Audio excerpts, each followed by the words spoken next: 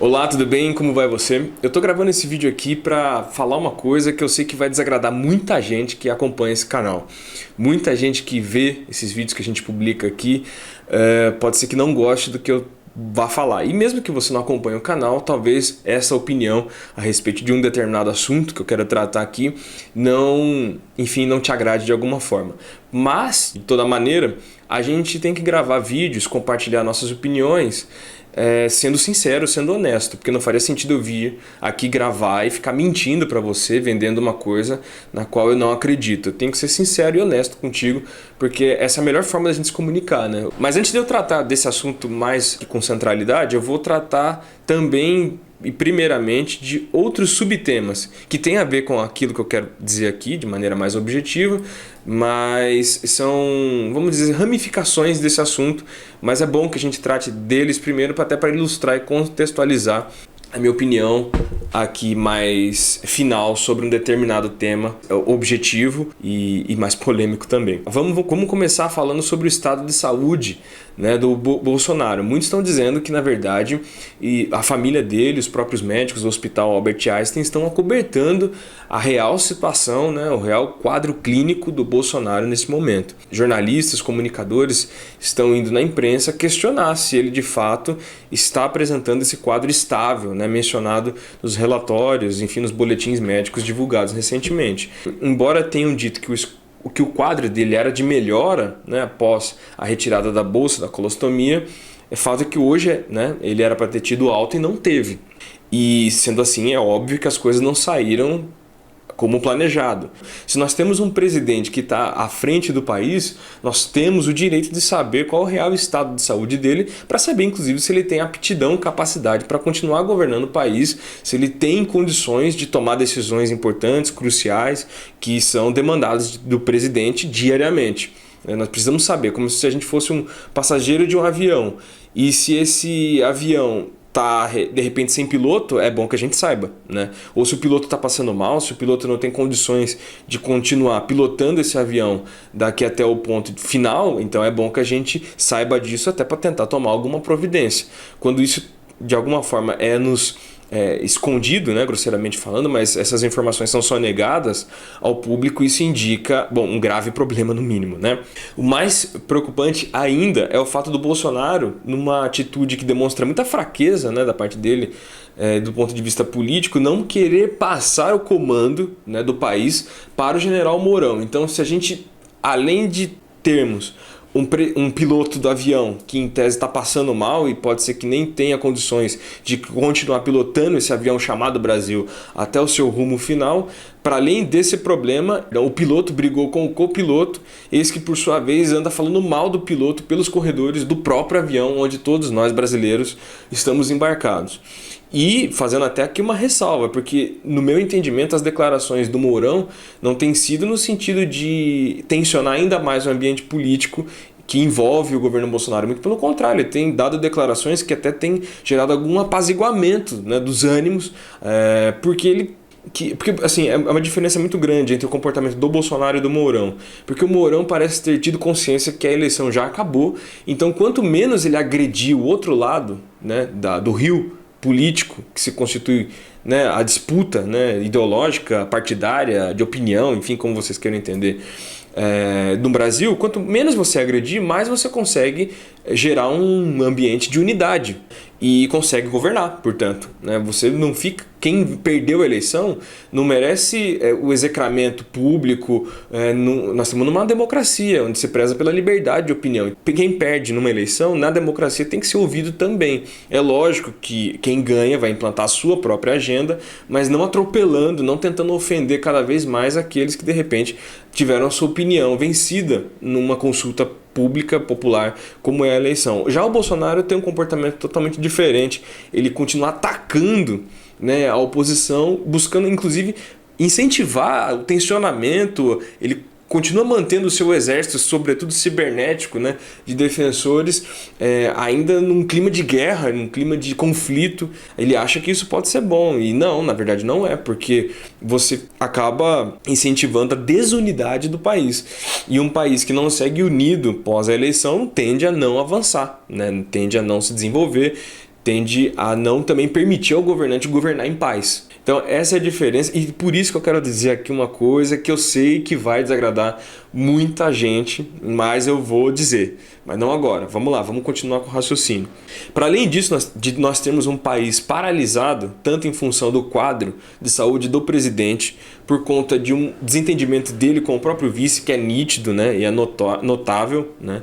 Embora no meu entendimento o Mourão tenha adotado uma postura muito mais adulta do que a do próprio Bolsonaro, né? Nós temos uma classe política como um todo, do mais, não baixo nível, porque o vereador, né, não é um político menor, né, menos importante do que o presidente, mas vamos dizer de uma maneira aqui mais simplista, né, do mais baixo nível até a presidência da República, a classe política brasileira não tem conseguido apresentar uma resposta para a população para os seus temas mais urgentes. A gente está vivendo um problema enorme com desemprego no país, são 13 milhões de desempregados, e não importa se isso é culpa da Dilma, do Lula ou e também em parte do Bolsonaro, pouco importa. É fato que é um problema que existe e que nós precisávamos dar uma solução para isso. Então eu não sei se o governo vai estimular a indústria, eu não sei se o governo vai desonerar um setor determinado da economia, eu não sei se o governo vai contratar pessoas, vai incentivar a construção civil. São várias e muitas possíveis respostas para esse problema. Olha, para materializar a ideia aqui, qual que é o primeiro projeto apresentado na Câmara Federal agora? Tornar a Bíblia patrimônio da humanidade. Cara, então, sabe, inverte-se a prioridade das coisas. Não que a Bíblia seja um assunto menor, não que a religiosidade seja um assunto que não seja importante, claro que é. Mas a gente percebe que há uma tentativa de sempre, né, recentemente pelo menos, né, não sempre, mas recentemente na política brasileira, adotou-se o bafão de Facebook como estratégia. Então aí vai um grupo, coloca um projeto polêmico, né, em relação a valores, comportamento, religião, cultura, justamente visando provocar o outro espectro político, né, contrário a esse determinado projeto. Aí cria-se um baita alvoroço nas redes sociais e todo mundo fatura um pouco de seguidores nos seus canais respectivos e tudo mais. Beleza, isso funciona bem no Facebook, dá muito like, mas não resolve o problema da nação, não põe comida na mesa do trabalhador, da trabalhadora brasileira. E aí sim eu consigo dizer aquilo que prioritariamente eu gostaria de dizer de mais polêmico nesse vídeo. Eu torço pela recuperação do Bolsonaro, sério, é verdade, e eu vou explicar o porquê. Embora eu tenha profundas divergências com o Bolsonaro, com a agenda que ele defende para o Brasil, que no meu entendimento não é a melhor, né? Embora ele tenha sido bem votado e muitas pessoas votaram no Bolsonaro bem intencionadas, esperando dele uma postura mais enérgica contra a corrupção, contra a criminalidade, enfim, eu acho que foram vários os bons motivos que nortearam várias pessoas que votaram no Bolsonaro. Mas ao cabo, eu acho que por detrás desse discurso moral que ele tem, a agenda que ele traz para o povo é extremamente negativa, tá? E não vai conseguir recuperar a nossa economia nem a curto, médio e longo prazo. De toda forma, a democracia é feita desses momentos. Nem sempre quem a gente quer que ganhe, ganha. Mas, mesmo assim, já que ele ganhou, a gente tem que respeitar. E nesse momento a gente tem que torcer pelo Brasil, pela estabilidade. Seria bom que ele se recuperasse logo, primeiro porque ele é um ser humano, segundo que ele fizesse um bom governo. Eu torço todo dia para acordar de manhã e perceber que de repente o Bolsonaro está fazendo a coisa certa e o povo brasileiro não vai mais padecer dos problemas que anda sofrendo, seja lá da fome que voltou a aparecer, seja a questão do desemprego, seja a desilusão com vários aspectos que o Brasil hoje amarga, índices ruins, né? Questão da violência. Pô, quem dera o Brasil acordasse no outro dia com o Bolsonaro governando bem e resolvendo num passe de mágica essas questões. Torço também pela estabilidade. Aqui a gente precisa falar também como que funciona a democracia. Eu vi um vídeo hoje de uma velhinha xingando a Manuela Dávila, dizendo: seu partido perdeu, você tinha que sair do país. Uma pessoa que fala isso não tem a mínima ideia do que é a política e de como funciona a política. A política foi inventada justamente para que a gente possa conviver independente das nossas divergências de ideias. A democracia é a tolerância da divergência. Por isso que Montesquieu falava: posso não concordar com nada do que você disse, mas morreria pelo direito de você dizê-lo.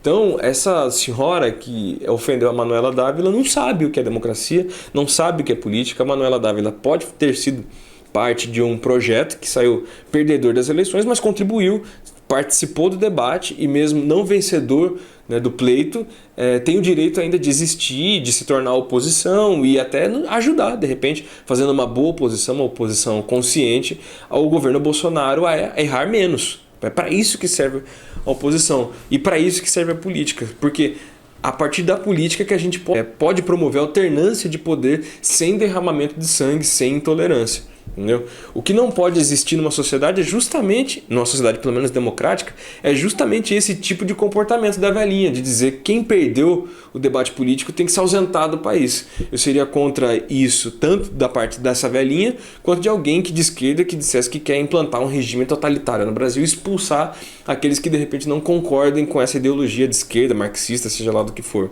né? Então, hoje no regime democrático, a gente tem a liberdade de ser de esquerda, de direita, e nós temos que nos respeitar enquanto diferentes, porque assim funciona a democracia. E é por isso que, embora eu tenha grandes divergências em relação às ideias do Bolsonaro, eu espero que ele se recupere logo, porque, como eu disse, ele é um ser humano, então a gente tem que ter empatia por outro ser humano. Espero que ele volte e tenha lucidez para governar bem e conduzir o país rumo à estabilidade. Embora também, infelizmente, eu não tenho a percepção que isso vai acontecer. Eu presumo que o Brasil, no final vai dar certo, eu acho que no final tudo vai dar certo, mas pelo menos nesses próximos períodos vai passar por um processo de turbulência política bastante considerável, haja vista que o Bolsonaro já perdeu a capacidade de governar, né, com autoridade o seu próprio projeto, né? Então ele não tem condições nem morais, talvez,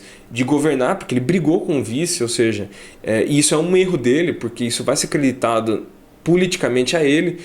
Ele está mal de saúde, o projeto, a nossa classe política não tem como prioridade resolver os problemas do povo, aí a gente vê umas figuras extremamente escrotas assumirem cadeiras em nível de deputado seja lá federal, estadual. Eu andei acompanhando aí as posses, né, nas assembleias legislativas, no Congresso Nacional. No Mato Grosso parece que teve até um cara que colocou a mulher no colo na posse. Na Câmara dos Deputados, na Câmara Federal, né, figuras assim que parecem saídas de um filme de terror, ou de um Big Brother, de um reality show, de um filme de pós-ultra-realidade surreal, alguma coisa do tipo, né, assumindo cadeiras em Brasília, sem saber muito bem o que fazer, né? Com raras exceções, claro, tem exceções, mas de modo geral uma classe política que é muito aquém, né, daquela que o povo brasileiro merece, porque falam assim, os políticos são ruins porque o povo vota mal, não sei o quê. Tá, tudo bem, pode ser que a gente tenha um problema mesmo com o nosso sistema democrático, que tem distorções notáveis, mas eu acho que o nosso povo é tão bom, o nosso povo é tão trabalhador, e eu acho que ele é vítima de uma classe política que ludibria, né, as pessoas, o povo, de eleição em eleição, e mais uma vez fez isso e infelizmente não vai trabalhar pela melhoria da nossa qualidade de vida de alguma forma. Então é por isso que eu torço pela pacificação do país, mas eu não acho que isso vai acontecer, pelo menos pelas mãos do Bolsonaro, que ainda não desceu do palanque, continua atacando a oposição, não contribui para uma pacificação do país, pela unidade do país. Há severas suspeitas, né, em relação à família dele estar envolvida com a milícia. Se isso for comprovado, isso vai trazer mais instabilidade para o país. Logo vai ter uma CPI do Queiroz na Câmara dos Deputados. Há outras investigações. Agora pegaram até o ministro dele com candidaturas laranja para desviar recurso público da eleição para assessores próximos desse tal ministro. O Bolsonaro disse que é o ministro que tem que se explicar, o que não faz sentido, porque ele nomeou o ministro, que é do partido dele, então ele tem que se explicar sim. E se ele não tem condições de se explicar por estar doente, ele tem que passar o poder para o Mourão logo. Enfim, o Brasil não pode continuar parado por conta da ineficiência da nossa classe política. Tá certo? Um grande abraço e até a próxima.